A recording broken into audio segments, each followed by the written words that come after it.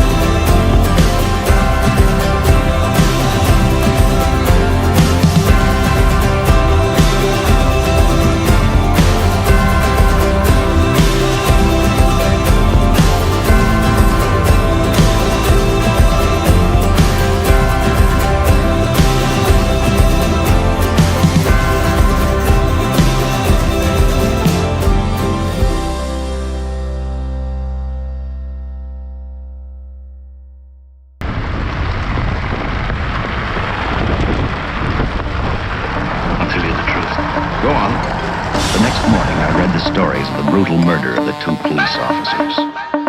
I also read the witness's statement about the bullets having no effect upon the killer. I felt sorry for the witness, and I thought about how easily a person's mind can become confused when suddenly they receive a brutal shock. I didn't believe a man existed who could not be stopped by a slug from a .45. I've got a hunch this killer's gonna be our baby.